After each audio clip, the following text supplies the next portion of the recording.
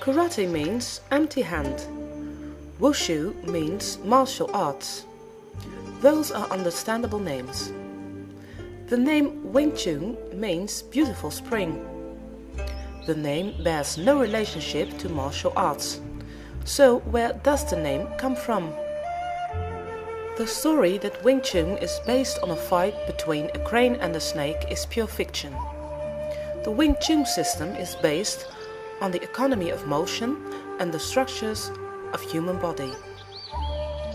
The legend of a pretty girl named Ying Wing Chun is unrealistic and outdated.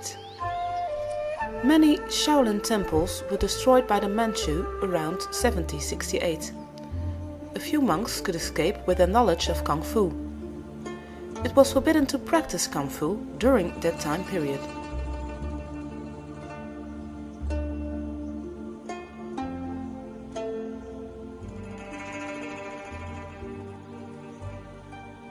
The era of Hong Hua Bo and Lung Yi Tai, somewhere between 1768 and 1850. There was a rebel organization, a Shaolin monk named Shishim. He worked as a cook at the traveling theater opera group.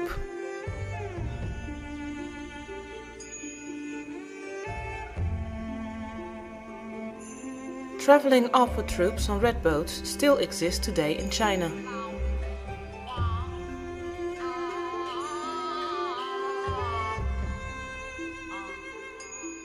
Yim Wing Chun is not a person but a name of a rebellion group against the Manchu. Others say it's a code name of the rebellions. The use of the term eternity symbolizes Ming Dynasty forever. The term spring symbolizes the rebirth of the Ming Dynasty. Like Yim Wing Chun, there were other rebel organizations such as the White Lotus.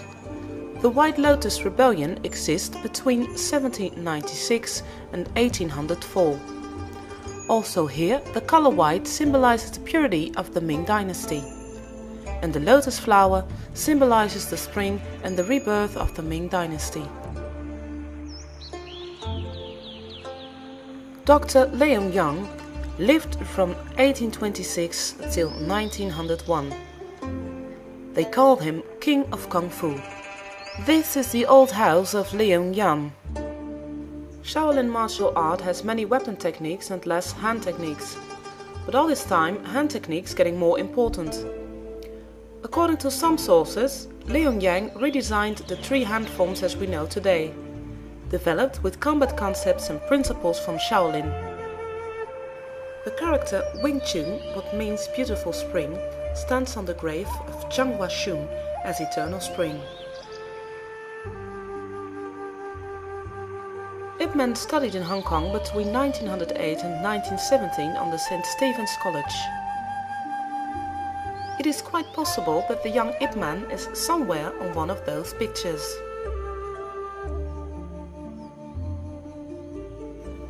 Ip Man meets Leung Bik in Hong Kong in 1908. Leung Bik is the son of Leung Yan. Leung Bik died in 1912. After Ip Man was graduated in 1917, he went back to mainland China. Ip Man's first teacher was Zhang Huashun, second teacher Lung Chun Sao, and his third teacher Leung Bik. In his life he improved the Kung Fu system and tested on the streets. Ip Man was 56 years old when he went back to Hong Kong.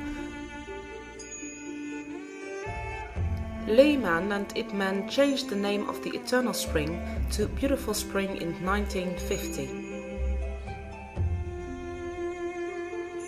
Ip Man changed the name of Wing Chun to Wing Tsun.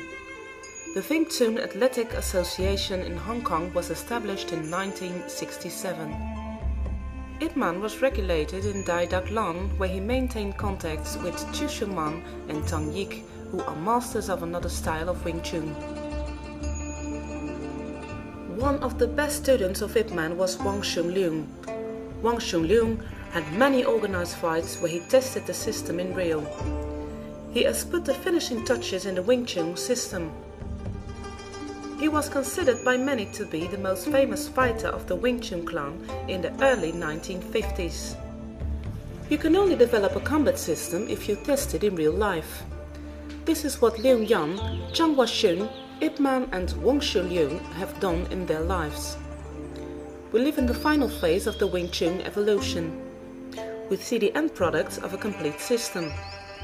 Changes or additions, or not understand it well, may be the end of the system, because we do not test it on the streets anymore. A comprehensive system like Wing Chun is not developed in a single generation. Although initial principles and combat concepts probably come from the Shaolin, the biggest change took place between Liu Yan and Ip Man. Complex systems need development time, therefore you cannot ask the question, who have created Wing Chun? My conclusion is that Wing Chun is much newer than we previously thought. The most important thing is not the history itself or the name. Important is the legacy which we have now, today.